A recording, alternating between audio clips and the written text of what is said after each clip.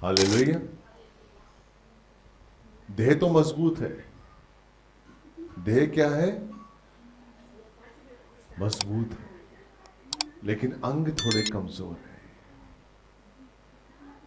आप सोचिए कि एक 30 साल की देह में अगर 2 साल का अंग लगा देंगे, 2 साल के बच्चे का अंग लगा देंगे तो वो देह कैसी लगेगी? हालेलुया। इसलिए बाइबल कहती है कि हमें उसके डील डॉल में बढ़ते जाना है। आमीन।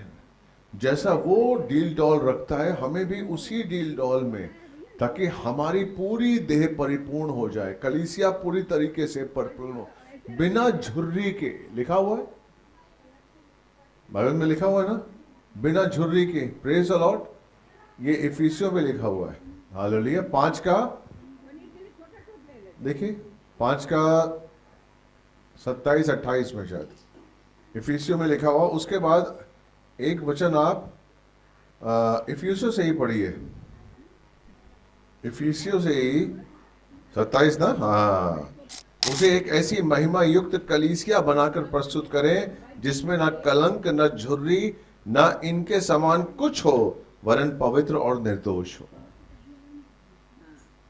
ऐसी कलीसिया को लेने के लिए आ रहा है परमेश्वर, जिसमें कोई झुर्री ना हो। हालेलुया। इफिसियों 4:13 में कि जब तक कि हम सब के सब विश्वास में और परमेश्वर के पुत्र के पूर्ण ज्ञान में एक ना हो जाएं, परिपक्व ना बन जाएं, अर्थात मसीह के पूरे डील डॉल तक बढ़ ना जाएं, अतः हम आगे को बालक ना रहे। यीशु की देह मजबूत है। हालेलुया। और हम उसके अंग हैं। कितने विश्वास करते हैं हम उसके अंग हैं? Praise the Lord. अब हमें अपने आप को जांचना है। वो जो देह है वो मजबूत है, परिपक्व है। अब हम हाथ के रूप में उस देह में लगे हुए हैं, टांग के रूप में उसके देह में लगे हुए हैं, आपने कान के रूप में, मुंह के रूप में, विभिन्न अंगों के रूप में हम उस देह में जुड़े हैं। हालेलुया। समझ रहे हैं कि नहीं समझ रहे? अब अगर हमारी देह कमजोर है, 1-2 साल के बच्चे की अभी तक हम परिपक्व ही नहीं हो रहे, अगर आप ज्ञान में परिपक्व नहीं होंगे तो आपकी देह कमजोर है। अगर आप समझ में परिपक्व नहीं होंगे तो आपकी देह कमजोर है। और वो कमजोर देह जब उस देह में लगेगी तो परिपूर्णता की ओर नहीं जाएगी। हालेलुया। उसमें झुर्रियां दिखेंगी। क्या लिखा है बाइबल में कि बिना झुर्री की कलीसिया को लेने के लिए आ रहा है। इसलिए हमें अपने आप को संपूर्णता में, हमें अपने आप को जांचना है। वो देह मजबूत है, यीशु की देह मजबूत है, हम अपने अपने अंगों को मजबूत करें, तब हमारी उसी डील डॉल में हम आगे बढ़ेंगे जो परमेश्वर चाहता है। हालेलुया। इसलिए परमेश्वर ने गलतियों 5:1 में लिखा हुआ है कि मसीह में उसने स्वतंत्रता के लिए हमें स्वतंत्र किया है। Praise the Lord. हालेलुया। पढ़िए बेटे, मसीह, ये गलतियों 5:1। मसीह ने स्वतंत्रता के लिए हमें स्वतंत्रता किया है, इसलिए दृढ़ रहो और दासत्व के जुए में फिर न जूतो। आमीन। मसीह ने हमें, कल स्वतंत्रता दिवस है, हम आजादी का उत्सव मनाते हैं, आज हम कलीसिया में मना रहे हैं। तो वचन क्या कहता है कि मसीह ने हमें स्वतंत्रता के लिए स्वतंत्र किया है। हमें आजाद किया है दुष्ट आत्मा से, हमें आजाद किया है पाप से। Praise the Lord. आजाद किया है हमें, ताकि हम फिर से दासत्व का जीवन न जिए। लिखा हुआ है ताकि फिर से हम दास ना बन जाएं।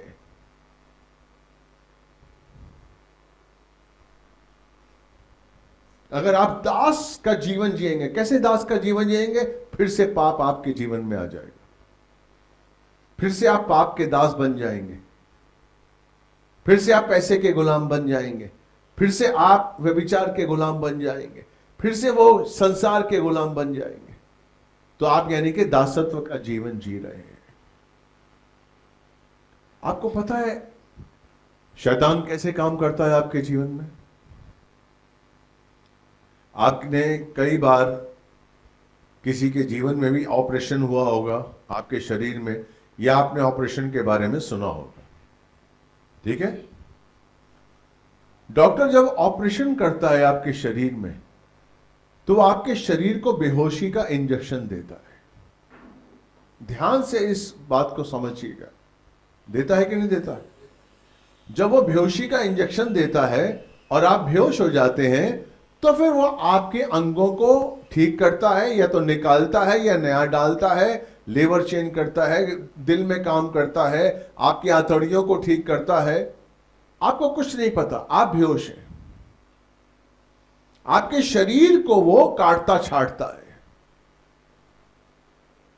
आपको बेहोशी का इंजेक्शन दिया है, जब आपको होश आता है तो आपको नहीं पता कि क्या ठीक हुआ है, क्या काटा गया है, क्या जोड़ा गया है, कौन सा अंग दुरुस्त किया गया है, कुछ नहीं पता। लेकिन आपको फील होता है कि मुझ में कुछ हुआ है, कुछ हुआ है। हालेलुया। शैतान पता क्या करता है? शैतान आपको कंफर्ट जोन में लेके जाता है, आपको संसार से आशीषें दिलवाता है,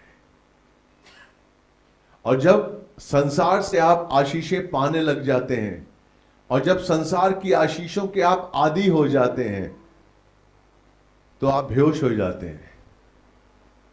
फिर शैतान आपके अंदर काम करता है, फिर आपके अंदर वो व्यभिचार की आत्मा डालता है, घमंड की आत्मा डालता है, स्वार्थ की आत्मा डालता है, कठोरता की आत्मा डालता है। आहिस्ता आहिस्ता आपके स्वभाव में से ईश्वरीय स्वभाव को निकालता है जो परमेश्वर ने दिया था। इसलिए आप अपने कंफर्ट जोन के आदी हो जाते हैं, आप उसी में आराम से हैं, आपको नहीं पता कि आपका ईश्वरीय स्वभाव चेंज हो रहा है। हालेलुया। आहिस्ता आहिस्ता आपकी प्रार्थनाएं बंद हो जाती हैं, आप प्रार्थना नाम मात्र करते हैं, वचन पढ़ना बंद हो जाता है, उपवास करना बंद हो जाता है, किसी को सुसमाचार सुनाने का बोझ बंद हो जाता है। आपको नहीं लगता, आपको लगता है कि मेरा जो व्यवस्थित जो जीवन है उसकी वजह से हो रहा है, लेकिन आपको नहीं पता ये शैतान की चाल है। शैतान ने आपको उस आराम के जीवन में बेहोशी का इंजेक्शन लगा दिया है। यस, आप उसकी चकाचौंध में बेहोश हैं, आपको लग रहा है कि मैं आगे बढ़ रहा हूं। हवा को उसने क्या किया था? प्रेज द लॉर्ड, आमेन। हवा को एहसास दिलाया कि ये जो फल है ये देखने में खूबसूरत है। हालेलुया। पढ़िए बेटा, 3 पढ़िए, 3 का 3 उत्पत्ति। दूसरे से पढ़िए, दूसरे से। स्त्री ने सर्प से कहा, उसने पूछा कि परमेश्वर ने तुझे क्या मना किया है? स्त्री ने सर्प से कहा, वाटिका के वृक्षों के फल तो हम खा सकते हैं, हाँ, परंतु उस वृक्ष के फल में से जो वाटिका के बीचों बीच है, परमेश्वर ने कहा है कि न तो उसमें से खाना और न उसे छूना, नहीं तो मर जाओगे। हाँ। तब बोलो। तब सर्प ने स्त्री से कहा, तुम निश्चय न मरोगे।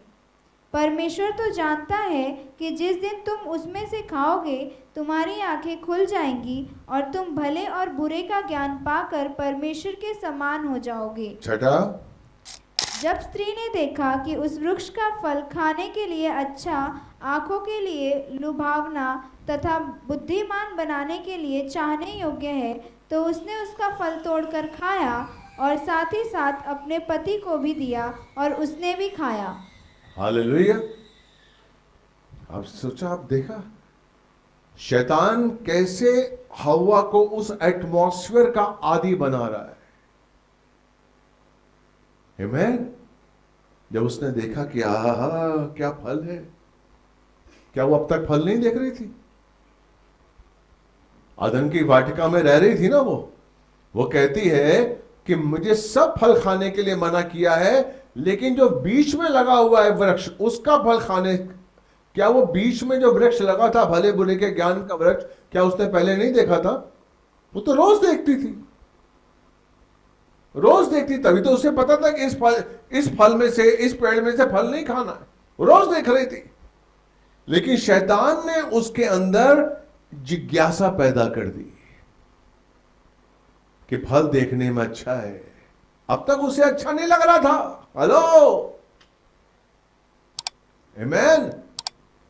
संसार को आप रोज देख रहे हैं, रोज देख रहे हैं, लेकिन संसार अच्छा कब लगने लगता है? जब आप उसके अंदर जाते हैं, जब आप संसार के व्यभिचार को अपनाते हैं, जब आप संसार की चकाचौंध को अपनाते हैं, जब आपके संसार के शैतान को अपनाते हैं, तो आपको अच्छा लगने लगता है और आप आदी हो जाते हैं। यही तो बेहोशी का इंजेक्शन है जो शैतान देता है आपको बेहोश कर देता है, बेहोश कर देता है उस चकाचौंध में, उस आशीष में, और उसके बाद आपका ऑपरेशन करता है। जो यीशु मसीह ने अपने लहू से आपके अंदरूनी मन को धोया था, शुद्ध किया था, शैतान आपका ऑपरेशन करता है, नशे की आत्मा डालता है, व्यभिचार की आत्मा डालता है, घमंड की आत्मा डालता है, स्वार्थ की आत्मा डालता है, मोह माया की आत्मा डालता है, और आपको पता ही नहीं है कि सारी चीजें मेरे अंदर आ रही हैं। हेलो, प्रेज द लॉर्ड, आमेन। और आहिस्ता आहिस्ता आपका जो मसीह जीवन है, ईश्वरीय स्वभाव है, वो आपके अलग हो जाता है। प्रार्थना करना वो बोझ नहीं होता जो प्रार्थना करना हो। फिर आप कैलकुलेटिव एक मसीह का जीवन जीते हैं। कैलकुलेटिव, चलो यार प्रार्थना करनी ही कर लेते हैं, हाँ भैया हालेलुया, मैंने प्रार्थना किया। फिर कैलकुलेटिव प्रार्थना, आत्मा से प्रार्थना करने के लिए नहीं बैठते हैं। हमें प्रभु में प्रार्थना के लिए बैठना है, प्रभु से बात करनी है। कैलकुलेटिव जीवन हम जीने शुरू कर देते हैं। आते हुए चल भाई, हम जब दो व्यक्ति एक इच्छा के लिए प्रार्थना करते हैं तो परमेश्वर प्रार्थना, चलो मैं और पति पत्नी हम प्रार्थना करते हैं, हाले प्रार्थना नहीं, ओके ओके ओके, चलो जाना है, तुम वहां जाना, तुम वहां जाना, तुम जहां जाना, यहां करना, ये करना, वो करना। Praise the Lord. बाइबल नहीं पढ़ते, और पढ़ते भी हैं तो उसको समझते नहीं है, उसको समझने की कोशिश नहीं करते कि बाइबल में लिखा क्या है। बाइबल ऐसे पढ़ने से कुछ नहीं फायदा। शैतान को कोई फर्क नहीं होता पढ़ता है आप अपने बाइबल को रोज पढ़े, बस समझे नहीं आप। वो नहीं चाहता है कि समझे, समझ ही नहीं। क्या कहा है? मसीह ने हमें स्वतंत्रता के लिए स्वतंत्र किया है ताकि हम दासत्व का जीवन ना जिए। Hallelujah, amen, praise the Lord. आपको पता है, यदि आपको आशीष परमेश्वर की ओर से मिला है ना, परमेश्वर धन के खिलाफ नहीं है कि आपको धन नहीं कमाना है, मैंने कई बार बोला है। लेकिन वो धन किधर से आ रहा है? परमेश्वर की ओर से आ रहा है या शैतान की ओर से आ रहा है? अय्यूब के बारे में जानते हैं? अय्यूब के बारे में देखिए, जोब, अय्यूब का पहला पढ़िए। वो क्या था, उसकी आइडेंटिफिकेशन समझिए। वो क्या था? एक खरा इंसान था। ये परमेश्वर की दृष्टि में था, वो परमेश्वर उसे खरा इंसान के रूप में देखता था। हालेलुया। अय्यूब पहला पढ़िए। उस देश में अय्यूब नामक एक पुरुष था। वह निर्दोष, खरा तथा परमेश्वर का भय मानने वाला। वो निर्दोष, खरा, परमेश्वर का भय मानने वाला, और एक और बुराई से दूर रहता था। बुराई से दूर रहता था। ये उसका कैरेक्टर था। ये उसका कैरेक्टर था। कैरेक्टर समझते हैं आप? चरित्र, उसके चरित्र की 4 चीजें थी। खरा था, निर्दोष था, परमेश्वर, बुराई से दूर रहने वाला और परमेश्वर का भय मानने वाला। बाइबल कहती है कि ये 4 अगर गुण लेकर आप संसार में जाएं, कोई प्रॉब्लम नहीं है, कोई प्रॉब्लम नहीं है। खरा, निर्दोष, परमेश्वर का भय मानने वाला और बुराई से दूर रहने वाला। ये 4 चीजें उसके पास थी। Praise the Lord, hallelujah. अब 8वां पढ़िए, इसका 8वां। पहला पढ़िए, 20वां और 21वां पढ़िए। अब उसका सब कुछ खत्म हो गया। आपने देखा कि शैतान ने सब कुछ खत्म कर लिया। उसका पैसा, उसका रुपया, उसके बच्चे, उसका ऊंट, उसके मवेशी, सब कुछ खत्म हो गया। सब कुछ खत्म हो गया। आगे 20 और 21 पढ़िए। तब अय्यूब ने उठकर अपना वस्त्र फाड़ा और सिर मुड़ाया और भूमि पर गिरकर आराधना की। आमेन। आगे उसने कहा, मैं अपनी माँ के गर्भ से नंगा निकला और नंगा ही चला जाऊंगा। हाँ, यहोवा ने दिया और यहोवा ही ने लिया। यहोवा का नाम धन्य हो।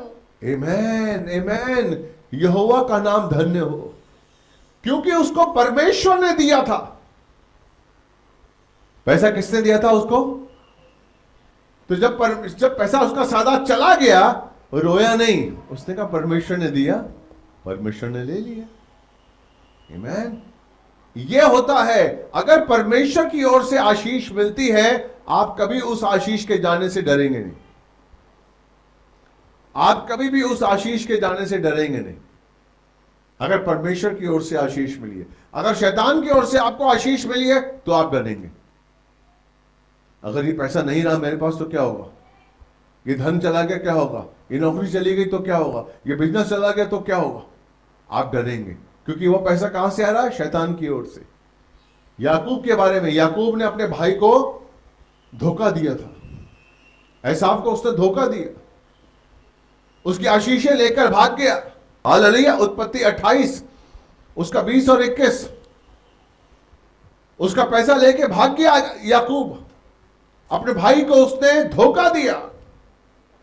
Praise the Lord, hallelujah. और अब देखिए वो कैसे डर के प्रार्थना कर रहा है। 20 और 21 पढ़िए, 28 का 20 और 21 उत्पत्ति। तब याकूब ने यह मन्नत मानी, हाँ। यदि परमेश्वर मेरे साथ रहे और जो यात्रा मैं कर रहा हूँ उसमें मेरी रक्षा करे, तो खाने को रोटी और पहनने को कपड़ा देता रहे। देखिए आप, उसने धोखा दिया और धोखा देकर वो भागा, तो आज वो डर रहा है। याकूब डर रहा है कि कहीं मुझसे पैसा ना छीन जाए, कहीं मेरा भाई मुझसे छीन ना ले, क्योंकि उसने छीन कर लाया है। यह फर्क होता है, जब शैतान की ओर से पैसा आपके जीवन में आता है ना, तो आप डरते हैं, उस पैसे को खोना नहीं चाहते। इस जीवन में तो मैंने पैसा कमा लिया, आगे क्या होगा? इसलिए इस संसार में पैसा इंसान और कमाना, और कभी वो मोह खत्म ही नहीं होता है, क्योंकि डरता है इंसान। हेलो, क्यों? क्योंकि शैतान की ओर से पैसा आ रहा है, शैतान आपको ब्लेसिंग दे रहा है। शैतान की ब्लेसिंग आपको हमेशा डराती है, और परमेश्वर की ब्लेसिंग आपको आनंद देती है। आमीन। मैं आपको क्या कहना चाहता हूं, अगर आप अपने कैरेक्टर को नहीं संभालेंगे, जिस कैरेक्टर को परमेश्वर ने आपको दिया है, खरापन, निर्दोष, परमेश्वर का भय और बुराई से दूर रहना, अगर इस कैरेक्टर को आप नहीं संभालेंगे जो परमेश्वर ने दिया है, तो परमेश्वर का क्रोध आपके जीवन में आता है। क्योंकि परमेश्वर ने अपने इकलौते पुत्र का बलिदान दिया आपके लिए, आप इसे मत भूलिए।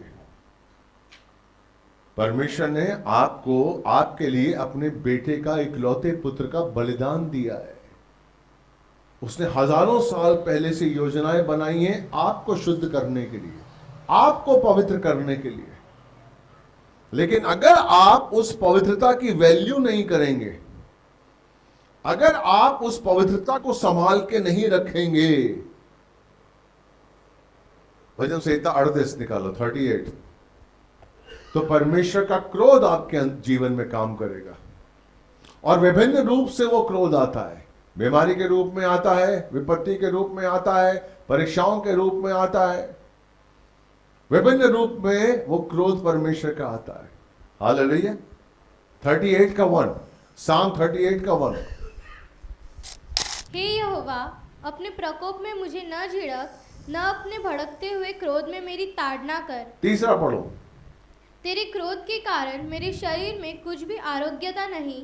तेरे क्रोध के कारण मेरे शरीर में कुछ भी आरोग्यता नहीं है, रोग ही रोग है। ये कौन कह रहा है? दाऊद। कब कह रहा है? जब बैतशेबा का उसने पाप किया था। बैतशेबा के पाप के बाद देखिए, दाऊद ने बहुत लंबी इनिंग खेली, लेकिन दाऊद एक भी बार बीमार नहीं पड़ा। लेकिन जब उसने बैतशेबा का पाप किया, जब उसने व्यभिचार किया, जब उस पराई स्त्री के संग उसने गलत संबंध बनाए और उसके पति को मरवा दिया, वो एक ऐसी बीमारी में जकड़ गया कि वो अंत तक, उसके जीवन के अंत तक वो बीमारी नहीं गई, वो बीमारी नहीं गई। और यहां वो क्या कहता? तीसरा दोबारा पढ़ो, 3। तेरे क्रोध के कारण मेरे शरीर में कुछ भी आरोग्यता तेरे नहीं। क्रोध के कारण मेरे शरीर में कुछ भी आरोग्यता नहीं है, और मेरे पाप के कारण मेरी हड्डियों में कुछ भी चैन नहीं है। आप क्या समझते हैं? अगर आप पाप करेंगे तो आप चैन से जिंदगी बिताएंगे? आप नहीं बिता सकते, नहीं बिता सकते। आप नहीं जानते, परमेश्वर ने अपने इकलौते पुत्र को आपके लिए बलिदान किया है, और आपको उसने अपना मंदिर बनाया है। Yes sir, this is fact. अगर मैं ये चीजें इन लोगों को नहीं बताऊंगा तो मुझसे परमेश्वर सवाल पूछेगा। ये सब मेरे बच्चे हैं। मैं सच कह रहा हूं, मेरी आत्मा को एक बोझ है कि मेरा कलीसिया एक शुद्धता का आशीष पाए। मेरे बच्चे जो यूथ है, मुझे एक अंदर से बोझ है। किसी के भी बच्चे, आपके भी बच्चे होंगे, मेरे भी बच्चे हैं, और कई बच्चे। हमें अपने बच्चों को एक आंख प्यार की रखनी है तो एक आंख कड़क रखनी है। एक आंख दोस्त की, एक आंख दुश्मन की। ये बच्चों के संग अपना क्रिया संभाल लीजिए आप, नहीं तो आगे आने वाले वक्त में आप रोएंगे, रोएंगे आप, और बिलक बिलक के रोएंगे, और फिर कुछ नहीं हो सकता, कुछ नहीं हो सकता। इसलिए वो कह रहा है कि तेरे क्रोध के कारण मेरे शरीर में कुछ भी आरोग्यता नहीं है, और मेरे पाप के कारण मेरी हड्डियों में कुछ भी चैन नहीं है। क्योंकि व्यभिचार एक ऐसा पाप है जो हड्डियों में चला जाता है। आपको पता है पाप, आप खेल समझते हैं क्या? फेसबुक में आप जब देखते हैं, रील्स देखते हैं, गंदी गंदी पिक्चरें देखते हैं, आप क्या समझते हैं बच्चों? आप खेल समझ रहे हैं क्या? वो पाप जो आप देख रहे हैं वो आपकी हड्डियों में जा रहा है, वो आपकी हड्डियों में जा रहा है। और एक बार पाप आपकी हड्डियों में चला गया, निकलता नहीं है, निकलता नहीं है। बड़ा आराम मिलता है वो रील देखने का, रील देखने में बड़ा एंजॉय करते हैं आप, लेकिन आपकी हड्डियों में पाप जा रहा है। मैं बच्चों से बात कर रहा हूं, मैं यूथ से बात कर रहा हूं, और मां बाप से भी बात कर रहा हूं जिनको पैसा कमाने की फुर्सत नहीं है, और वो अपने मां बाप, अपने बच्चों को देख नहीं सकते, उनको पैसा चाहिए, पैसा। ये भूल जाते हैं कि उनकी दौलत, उनका खजाना उनके बच्चे हैं। अगर बच्चों का चरित्र चला गया, क्या करेंगे? पैसों का ढोल बजाएंगे क्या? सोना चांदी खाएंगे क्या? अगर करेक्टर है आपके साथ तो सब कुछ है, अगर चरित्र ही नहीं है तो कुछ भी नहीं है। कुछ भी नहीं है, मैं आपको बोल रहा हूं। यस,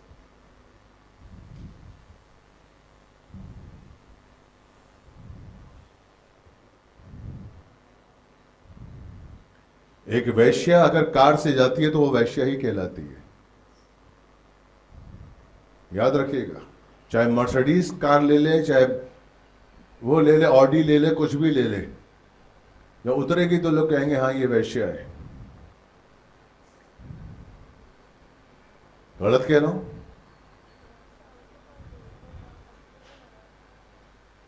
पैसा कुछ भी नहीं है, कुछ भी नहीं है पैसा। यीशु ने अपना लहू बहा के हमें उसका स्वरूप दिया है। उसका स्वरूप, उसने क्या कहा? आओ हम अपनी समानता, अपने स्वरूप में इनको बनाएं। परमेश्वर की इच्छा क्या है? रोमियो 8:29। परमेश्वर की क्या इच्छा है आपके लिए पता है? बढ़िया, 8:29। क्योंकि जिनके विषय में उसे पूर्व ज्ञान था, उसने उन्हें पहले से ठहराया भी कि वे उसके पुत्र के स्वरूप में हो जाए, जिससे कि वह बहुत से भाइयों में उसके पुत्र के स्वरूप में हो जाए, जिससे कि वह बहुत से भाइयों में पहलौठा ठहरे। बहुत से भाइयों में पहलौठा ठहरे। कौन ठहरे पहलौठा? वो हम बाद में, यानी कि हम पुत्र हैं। आपको उसने पता क्या बनाया? अपना पुत्र। जब पुनरुत्थान के बाद वो मरियम से मिला था, मरियम मगदलिनी से क्या कहा था उसने? जाओ मेरे भाइयों को बोलो। इससे पहले कहा था उसने, जाओ मेरे भाइयों को बोलो कि मैं जिंदा हो गया, कि मैं अपने पिता के पास, उनके पिता के पास, अपने परमेश्वर के पास, उनके परमेश्वर के पास जा रहा हूं। कहा था ये? आमीन। यूहन्ना 20 में पढ़िए। आपको पुत्र बनाया है उसने, पुत्री बनाया उसने, और आप व्यभिचार से खेल रहे हैं।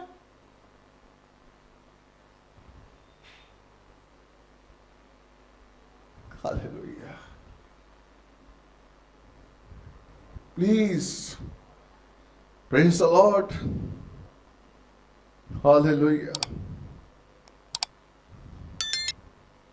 इसलिए इफिसियों 6:13 से 18 पढ़ेंगे। इसलिए परमेश्वर ने आपके लिए अस्त्र शस्त्र बनाए हैं। संसार में ये सारी चीजें हैं मेरी बहन। हमारा मकसद है कि हम उससे कैसे बचें। यीशु मसीह की भी परीक्षा हुई थी। हालेलुया। शैतान ने उसकी परीक्षा भी की। क्या किया यीशु मसीह ने? आत्मा की तलवार से वचन बोले। आमीन।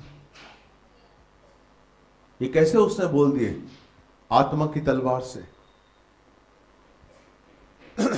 हेलो, आत्मा की तलवार से उसने वचन कैसे बोल दिए? वो 30 साल तक परमेश्वर के अधीन था। वो 30 साल तक अपनी माता के जो असिद्ध लोग थे उनके अधीन था। आप क्या समझते हैं? उसी ने एक ही दिन बोल दिया, बपतिस्मा लेते ही उसको पूरी बाइबल याद आ गई क्या? इसीलिए परमेश्वर ने कहा ये मेरा प्रिय पुत्र, इससे मैं अति प्रसन्न हूं। क्योंकि वो 30 साल तक मनन कर रहा था, 3 साल तक अपने आप को बना रहा था। वो संसार में था वो, लेकिन संसार का नहीं हुआ। क्या वो नहीं जिया? क्या सवाल आप ही के जीवन में है? क्या भूख आप ही को लगती है क्या? क्या आपके जीवन में संकट आते हैं? आपके रिश्तेदार हैं, आपको ही प्रॉब्लम होती है, आपको ही पैसे की जरूरत है, यीशु भी 10/20 की खोली में था। उसकी जिम्मेदारी थी अपने भाइयों को पालना, अपनी मां को पालना। वो कारपेंटरी करता था। हेलो, उसको कौन बताएगा? मरियम भी उसको बताने से रोकती थी। वो जानती थी कि कहां से आया, कैसे आया है, मैं इसको क्या शिक्षा दूं। लेकिन चूंकि उसका संपर्क परमेश्वर से था, उस संपर्क को उसने टूटने नहीं दिया।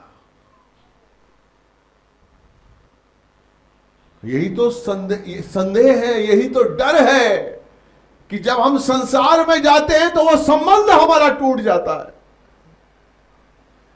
हमारा संबंध नहीं टूटना चाहिए। डैनियल नबी, हालेलुया, उसका पहला 5वां पढ़िए और 8वां पढ़िए। देखिए उसने कैसे अपने आप को संभाला। संसार में गया, नबूकदनेस्सर उसे महल में लेकर आया एक गुलाम बनाकर। क्या था वो? पहला पढ़िए 5वां। और राजा ने आज्ञा दी कि उसके भोजन और पीने के दाखमधु में से उन्हें प्रतिदिन खाने पीने को दिया जाए। इस प्रकार 3 वर्ष तक उनका पोषण होता रहे तथा इसके बाद वे राजा के सामने प्रस्तुत किए जाए। दानियल और उसके जो 3 दोस्त थे, उनको ये आज्ञा दी गई राजा की ओर से कि 3 साल तक वो राजा जैसा खाना खाएंगे। राजा जैसा खाना 3 साल तक, दाखरस भी पिएंगे, सब कुछ पिएंगे। इसका 8वां पढ़िए, 8वां। परंतु दानियल ने अपने मन में निश्चय कर लिया कि राजा के उत्तम भोजन से और उसके दाखमधु से जो वह पीता था अपने आप को अपवित्र न करे। आमेन। हेलो, उसने निश्चय कर लिया कि उस उत्तम भोजन से मैं अपने आप को अपवित्र नहीं करूंगा। क्या आप ऐसी कसम खाते हैं, वाचा बांधते हैं अपने साथ संसार में जाने से पहले कि मैं संसार में जा रहा हूं, 50,000, 25,000, 20,000 मेरी आपका तनख्वाह है, लेकिन मैं कसम खाता हूं, मैं कसम खाती हूं कि मैं अपने आप को अपवित्र नहीं करूंगा। क्या ऐसी वाचा बांधी है आपने? Praise the Lord. उससे वाचा बांधी कि नहीं, मैं इस उत्तम भोजन को त्याग दूंगा। ही नोस कि वो उत्तम था।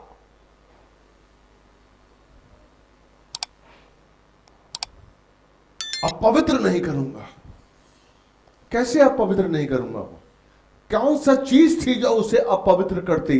क्योंकि वो जो उत्तम भोजन है, अगर वो रोज 3 साल तक खाता तो उसके अंदर अपवित्रता आ जाती। कैसी अपवित्रता? वो मोह माया में फंस जाता। उसे रोज चिकन मजा आता, चिकन खाने का आदत पड़ जाती, रोज फिश खाने की आदत, रोज दाखरस पीने की आदत, रोज जो नौकर चाकर लाते थे आदत पड़ जाती कि नौकर लाए, अब मैं नहीं काम करूंगा। Praise the Lord. उसने कहा नहीं, मुझे अपवित्र नहीं करना है। और उसके ऊपर वो मूर्ति का चढ़ाया हुआ था। Praise the Lord. जिस दिन हम ये वाचा बांध लेंगे कि मैं अपने आप को अपवित्र नहीं करूंगा, चाहे मेरी नौकरी कुछ भी हो, चाहे मेरा धंधा कुछ भी हो, मैं अपवित्र नहीं करूंगा। अपवित्रता क्या है? अगर आप परमेश्वर के चरणों में पूरी तरीके से समर्पित नहीं है, आप अपवित्र हैं। अगर आप परमेश्वर को पूरी तरीके से भरोसा नहीं रखते, पूरी तरीके से विश्वास नहीं करते, संसार पर विश्वास करते हैं, तो आप अपवित्र हैं। अगर आप उसके वचनों पर संदेह करते हैं तो आप अपवित्र हैं। आप अवित्रता का काम कर रहे हैं। आप समझ रहे हैं? अय्यूब ने भी अपनी आंखों के संग वाचा बांधी, क्योंकि एक चीज है जो मुझे अपवित्र कर सकती है, किसी को गलत निगाह से देखना। उसने कहा नहीं, मैं अपनी आंखों के संग वाचा बांधता हूं, मैं किसी को गलत निगाह से नहीं देखूंगा। हमें अपने आप से वाचा बांधनी है जब हम संसार में जाते हैं। इसलिए लिखा हुआ 13वां इफिसियों 6:13 लिखा हुआ है, सत्य को अपनी कमर से बांधो। हालेलुया। सत्य को अपनी कमर से बांधो। सत्य कौन है? यीशु। सत्य कौन है? यीशु। यीशु को अपनी कमर से बांधो। जब घर से निकलो तो तुम्हारे संग यीशु होना चाहिए। जब काम पे बैठो यीशु होना चाहिए। जब धंधे में बैठो यीशु होना चाहिए। आप सोचिए, आप अपने पति के साथ बात कर रहे हैं घर में और आपकी लड़ाई हो रही है। पति आपकी गलती निकाल रहा है, पत्नी पति की गलती निकाल रहे हैं, और ऐसे में सोचिए, आप ये महसूस करिए कि यीशु मसीह सामने बैठा हुआ है। आप कैसे रहेंगे? कैसी लड़ाई लड़ेंगे आप? सोचिए, अगर यीशु सामने बैठा हुआ। चलिए यीशु को छोड़िए, अगर आपका पास्टर आपके सामने बैठा हुआ है तो आप कैसे घर में रहेंगे? हर पल हमें यीशु को, सत्य को अपने कमर से बांधना है। हमें जब भी कोई डिसीजन लेना है, हमें जब भी कोई बात करनी है, घर में करनी है या बाहर करनी है, तो मुझे देखना है कि मेरा यीशु साथ खड़ा हुआ है। कहीं सर्विस में जा रहे हैं और आपको कोई बात करनी है, सोचिए यीशु साथ में खड़ा हुआ है। यस, यीशु साथ में खड़ा हुआ है। कई बार आपको मौका मिलता है झूठ बोलकर पैसा कमाने का, उस समय सोचिए यीशु साथ में खड़ा है। सोचिए यीशु मसीह साथ में खड़ा, सामने मुझे देख रहा है। बोलिए, कुछ बोलने से पहले यीशु को समझ रहा हूं। सत्य को अपनी कमर से बांधिए। 14वां, धार्मिकता की झिलम पहनी, यही है ना? धार्मिकता की झिलम पहनकर, प्रेज द लॉर्ड। धार्मिकता की झिलम। झिलम कहां पहनता है इंसान? कवच कहां पहनता है? सामने। जो सैनिक होते हैं वो कवच कहां पहनते हैं? सामने पहनते ना। हालेलुया। सामने क्या है? दिल, हृदय को सेव करना है। धार्मिकता की झिलम मुझे अपने हृदय पर पहननी है, मन पर पहननी है, कि मेरा मन दूषित ना हो जाए, मेरा हृदय दूषित ना हो। धार्मिकता की झिलम पहननी है। आगे 15वां, तथा पैरों में मेल के सुसमाचार की तैयारी के जूते पहनकर स्थिर रहो। मेल के तैयारी के सुसमाचार, तैयार रहने वाले। जब भी आप हमेशा तैयार रहे किसी को भी सुसमाचार सुनाने के लिए, चाहे आप घर में हो या घर के बाहर हो या कहीं भी हो, मौका मिले कि प्रभु का सुसमाचार सुनाना है, इमीडिएट सुना दीजिए। मत सोचिए कि क्या होगा, ये मेरा बॉस है, ये आंटी मुझे काम देती है। नो, अगर मौका मिल रहा है सुना दीजिए।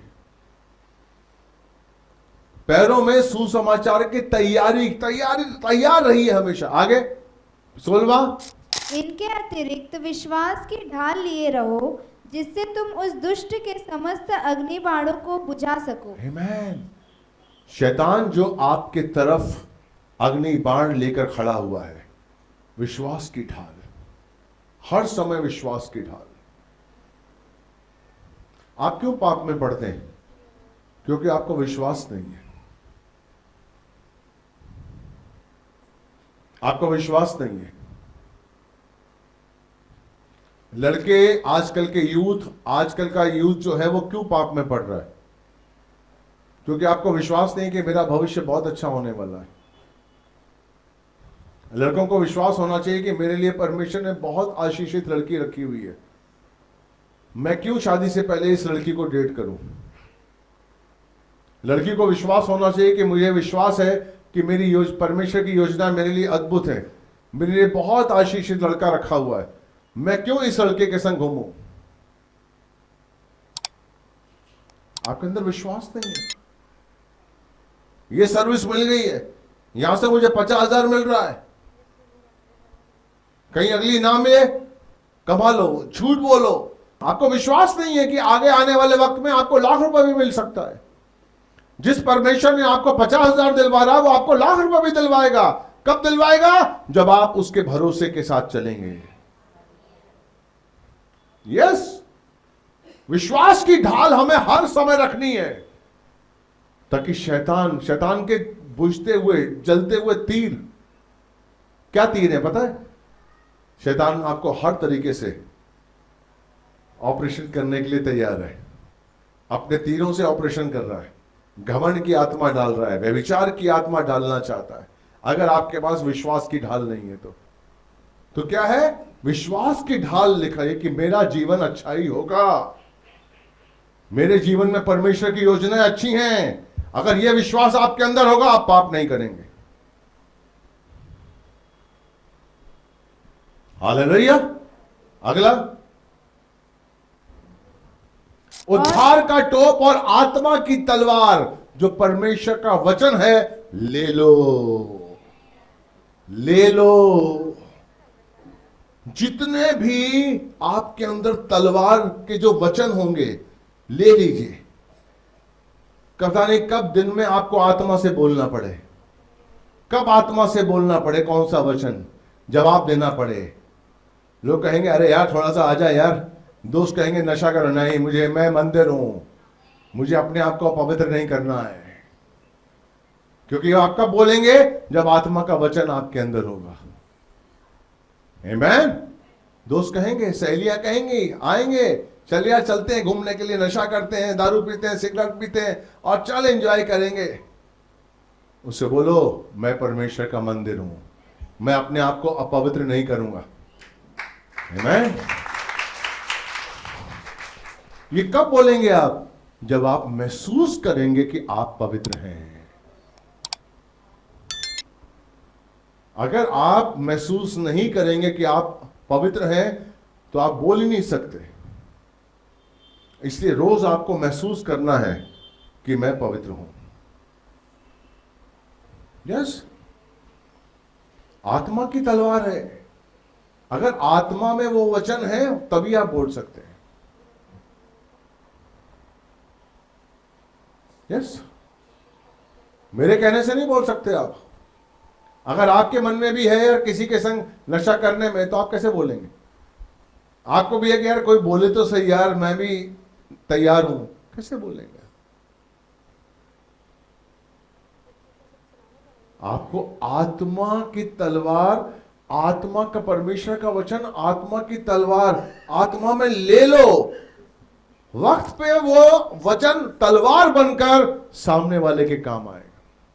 तलवार बनकर उसका यूज करो, जैसे यीशु मसीह ने किया। लिखा है इंसान रोटी से नहीं लेकिन परमेश्वर के मुख से निकले हुए वचन से जीवित रहेगा। लिखा है, शैतान चला गया, हट। ही नोस, आत्मा की तलवार से बोला हुआ। जब आप वचन अपनी आत्मा में रखेंगे ना, शैतान के बुझते हुए तीर खत्म हो जाएंगे, कुछ नहीं कर सकते आपका। अगला, प्रत्येक विनती और निवेदन सहित पवित्र आत्मा में निरंतर प्रार्थना करते रहो। आमीन। निरंतर प्रार्थना में लगे रहो। कैसे लगे रहो? हमको चैटिंग से तो फुर्सत ही नहीं है, चैटिंग करनी है। अरे अगर चैटिंग नहीं की तो सामने वाला दोस्त का समझेगा कि ये तो बिल्कुल इसको पता ही नहीं है। अरे मुझे बताना है कि मुझे ये भी आता, ये भी आता। अरे आप प्रार्थना ही नहीं कर रहे हैं ना, क्योंकि ऑपरेशन कर चुका है शैतान, आपको बेहोशी का इंजेक्शन दे चुका है। आप क्यों चैटिंग कर रहे हैं? क्योंकि आप बेहोश हैं, निद्रा में हैं, आराम की निद्रा में, धन की निद्रा में। मेरे बाप के पास बहुत पैसा है, अरे मेरी नौकरी बहुत सॉलिड है। अरे आप उस बेहोशी में हैं, और उस बेहोशी में शैतान आपके अंदर काम कर रहा है, आपका ऑपरेशन कर रहा है, आपको पता ही नहीं है। आपको पता ही नहीं है आपका ऑपरेशन हो रहा है। इसलिए चैटिंग कर रहे हैं आप, समझ ही नहीं है आपको। निरंतर प्रार्थना में लगे रहो, निरंतर हर समय आत्मा में प्रार्थना और विनती करते रहो, और इसीलिए जागते रहो कि सब पवित्र लोगों के लिए लगातार विनती किया करो। आमीन। जिस दिन आप ये समझ जाएंगे कि मेरा जीवन मेरा नहीं है, प्रभु का जीवन है, मेरा जीवन मेरे लिए नहीं है, प्रभु के लिए, आत्मा में निरंतर प्रार्थना करते रहिए, तब शैतान आपका ऑपरेशन नहीं कर पाएगा। यस, शैतान आपको झूठी नींद की गोलियां नहीं खिला पाएगा, और ना ही आप खाएंगे। नो, फिजूल में कोई भी एनेस्थीसिया का इंजेक्शन नहीं लगा पाएगा आपको। Praise the Lord. अपने आप को जांचिए रोज, कहीं भी एक पल भी अगर पाप का कोई भी विचार मेरे अंदर आ गया तो मैं परमेश्वर से दूर हो जाऊंगा। याद रखिए, याद रखिए, आपकी स्वतंत्रता जो परमेश्वर ने आपको दी है वो आपके हाथ में है। Hallelujah, praise the Lord. कितनों ने आज का वचन समझा है? Praise the Lord, hallelujah. Please प्रार्थना में रहिए, शैतान को मत आप एक भी उसके हाथों में अपने जीवन को मत दीजिए कि वो आपका ऑपरेशन करे और आपके अंदर से ईश्वरीय स्वभाव निकाल दे। आमीन, हालेलुया।